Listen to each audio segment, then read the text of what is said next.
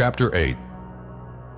It was a sad leave-taking, as in silence I shook hands with each of the 3 remaining men. Even poor Nobbs appeared dejected as we quit the compound and set out upon the well-marked spoor of the abductor. Not once did I turn my eyes backward toward Fort Dinosaur. I have not looked upon it since, nor in all likelihood shall I ever look upon it again. The trail led northwest until it reached the western end of the sandstone cliffs to the north of the fort.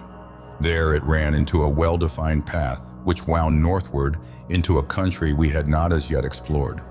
It was a beautiful, gently rolling country, broken by occasional outcroppings of sandstone and by patches of dense forest relieved by open, park-like stretches and broad meadows whereon grazed countless herbivorous animals: red deer, aurochs, an infinite variety of antelope, and at least 3 distinct species of horse, the latter ranging in size from a creature about as large as Nobbs to a magnificent animal 14 to 16 hands high.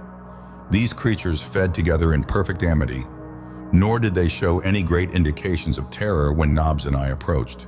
They moved out of our way and kept their eyes upon us until we had passed. Then they resumed their feeding. The path led straight across the clearing into another forest, lying upon the verge of which I saw a bit of white. It appeared to stand out in marked contrast and incongruity to all its surroundings, and when I stopped to examine it, I found that it was a small strip of muslin, part of the hem of a garment. At once I was all excitement, for I knew that it was a sign left by Lise that she had been carried this way. It was a tiny bit torn from the hem of the undergarment that she wore in lieu of the night robes she had lost with the sinking of the liner. Crushing the bit of fabric to my lips, I pressed on even more rapidly than before, because I now knew that I was upon the right trail, and that up to this point at least, Lise still had lived.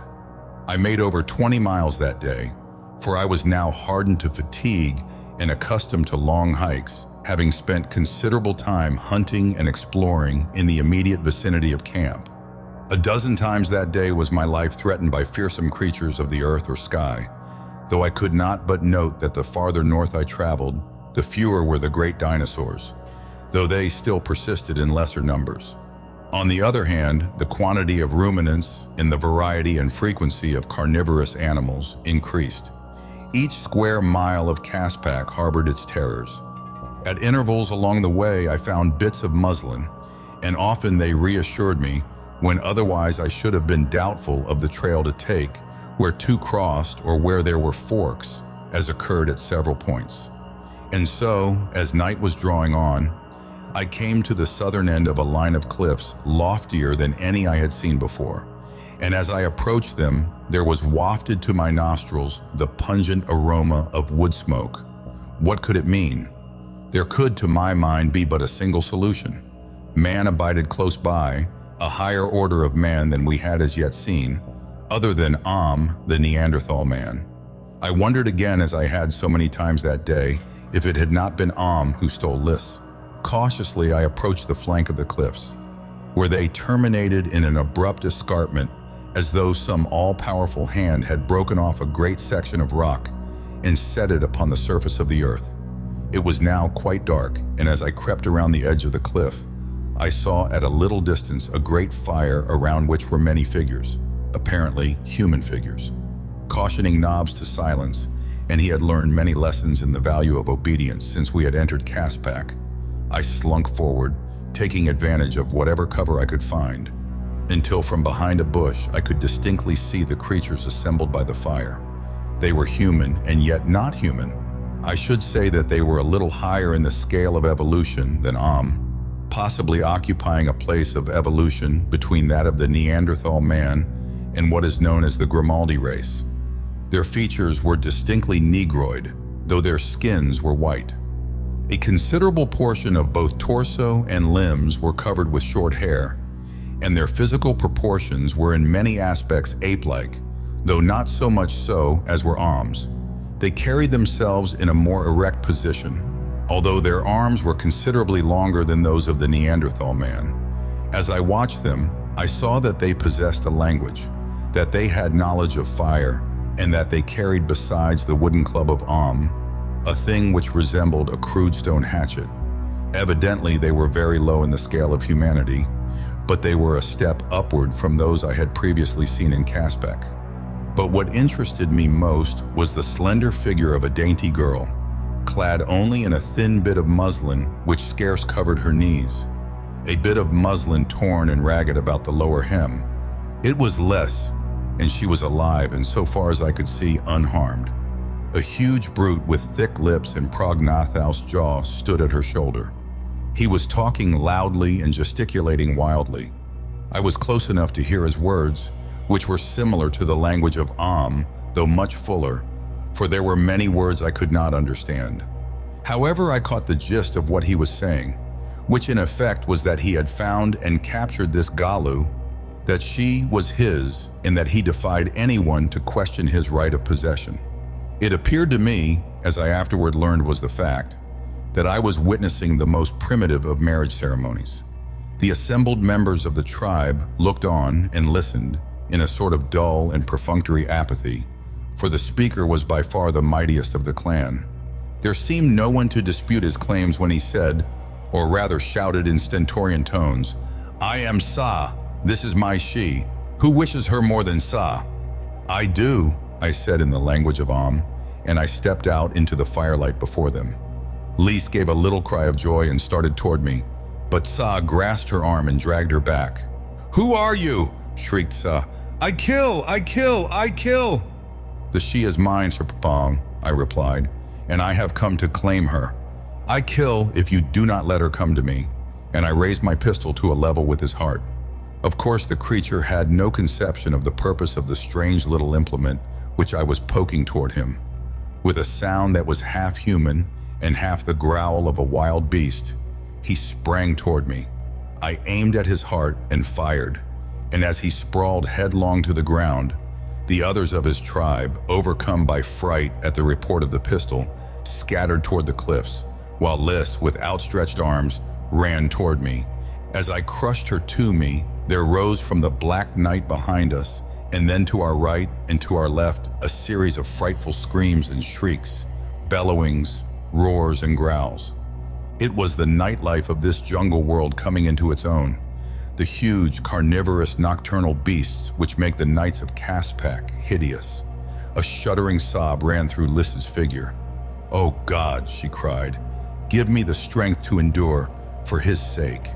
I saw that she was upon the verge of a breakdown, after all that she must have passed through of fear and horror that day, and I tried to quiet and reassure her as best I might.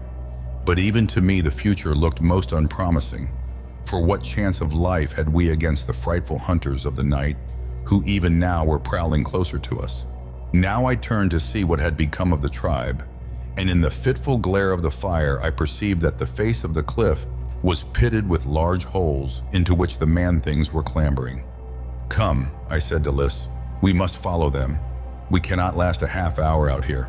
We must find a cave." Already we could see the blazing green eyes of the hungry carnivora. I seized a brand from the fire and hurled it out into the night, and there came back an answering chorus of savage and rageful protest.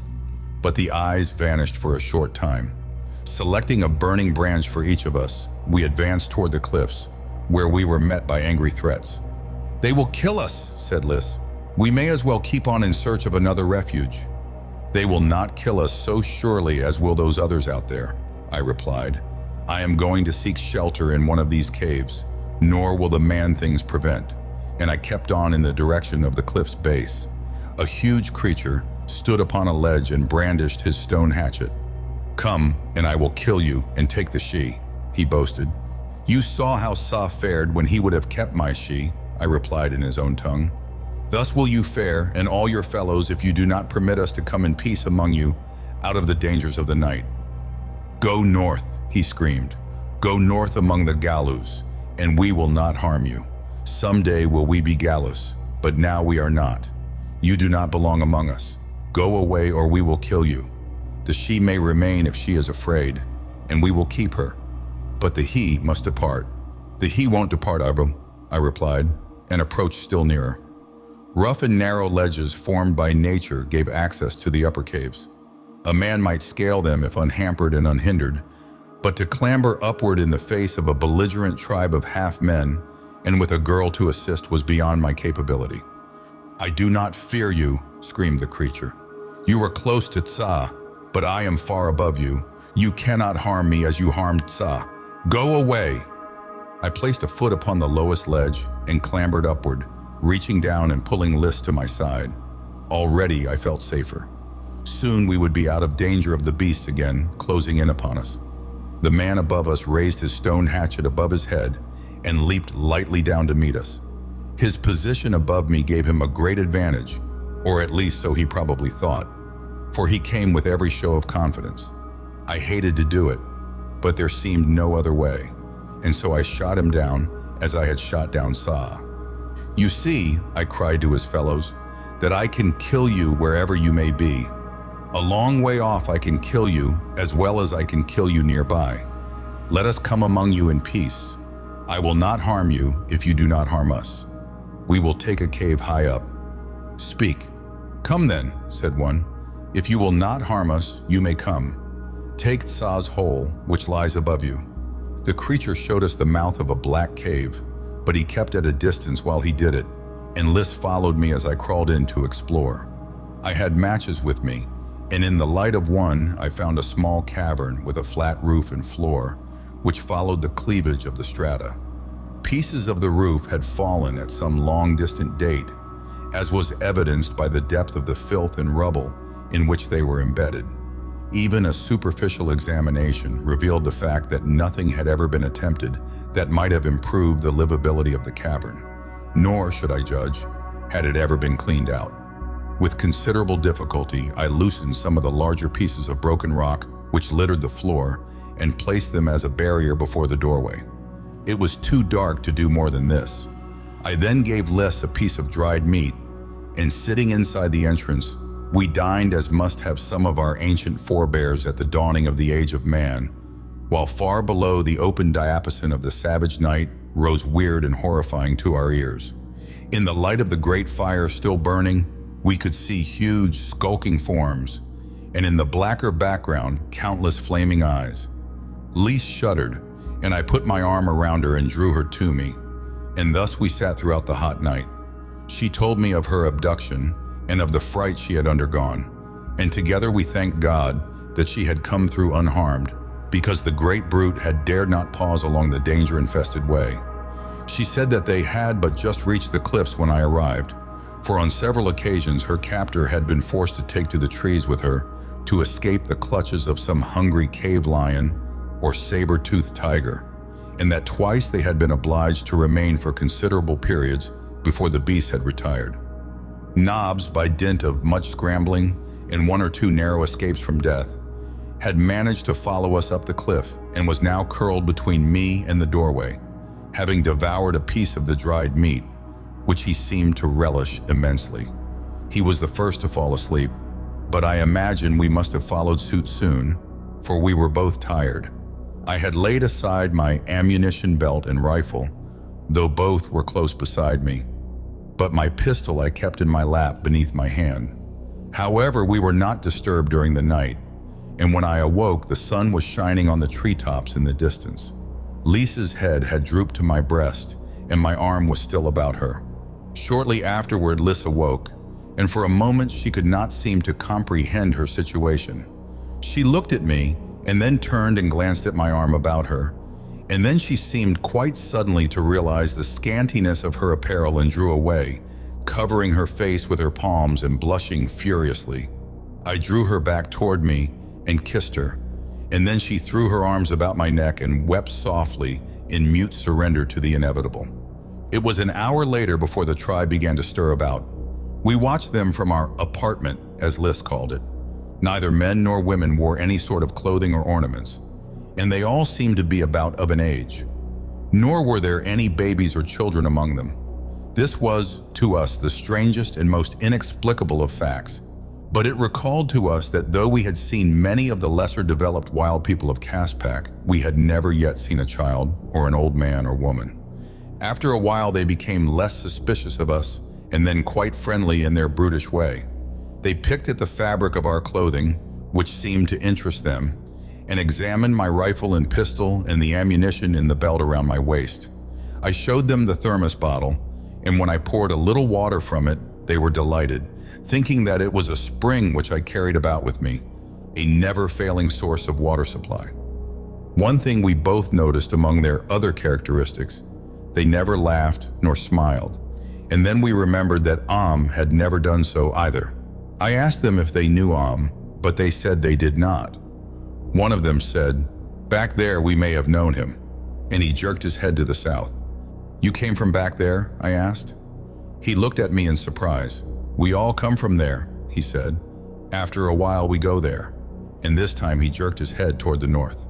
"Be gallows," he concluded. Many times now had we heard this reference to becoming gallows. Had spoken of it many times. Lise and I decided that it was a sort of original religious conviction, as much a part of them as their instinct for self-preservation, a primal acceptance of a hereafter and a holier state. It was a brilliant theory, but it was all wrong. I know it now. And how far we were from guessing the wonderful, the miraculous, the gigantic truth, which even yet I may only guess at. The thing that sets Caspak apart from all the rest of the world, far more definitely than her isolated geographical position or her impregnable barrier of giant cliffs. If I could live to return to civilization, I should have meat for the clergy and the laymen to chew upon for years, and for the evolutionists too. After breakfast, the men set out to hunt, while the women went to a large pool of warm water covered with a green scum and filled with billions of tadpoles. They waded in to where the water was about a foot deep and lay down in the mud.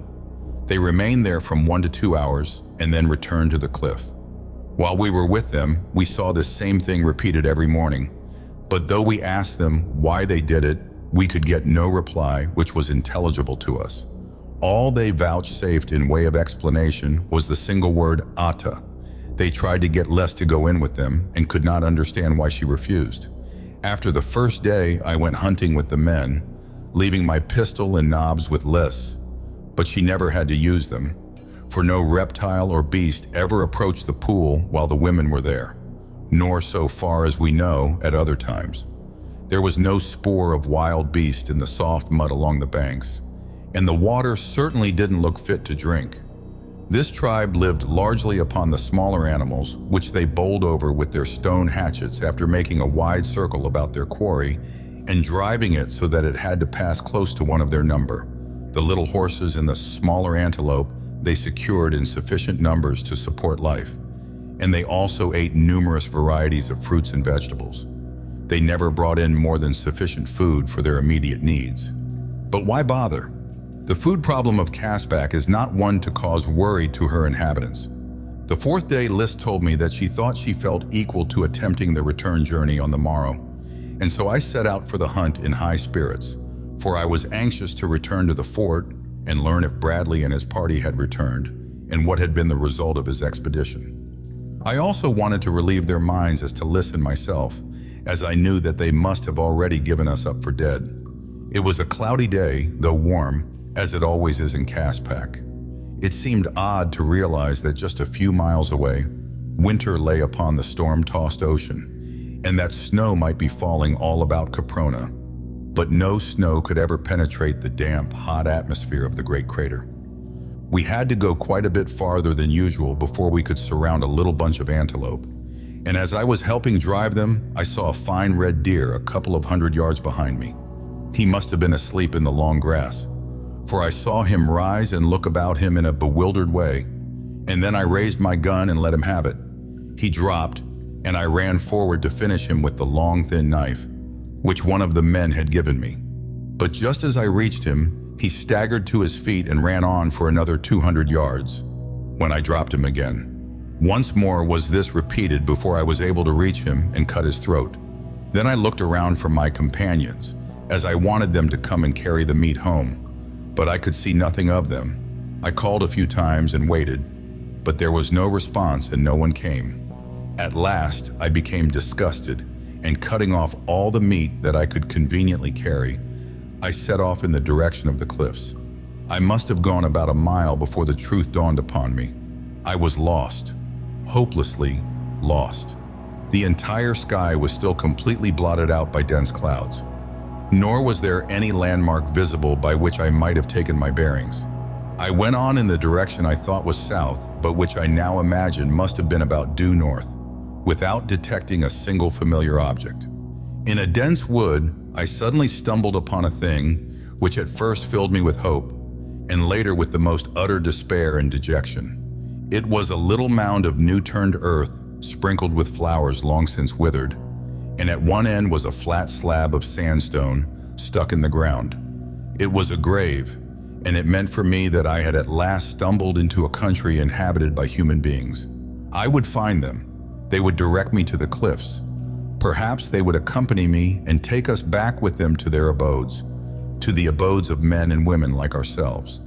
My hopes and my imagination ran riot in the few yards I had to cover to reach that lonely grave and stoop that I might read the rude characters scratched upon the simple headstone. This is what I read. Here lies John Tippett, Englishman killed by Tyrannosaurus, 10 September AD 1916, R.I.P. Tippett. It seemed incredible. Tippett lying here in this gloomy wood. Tippett dead. He had been a good man, but the personal loss was not what affected me. It was the fact that this silent grave gave evidence that Bradley had come this far upon his expedition, and that he too probably was lost. For it was not our intention that he should be long gone. If I had stumbled upon the grave of one of the party, was it not within reason to believe that the bones of the others lay scattered somewhere near?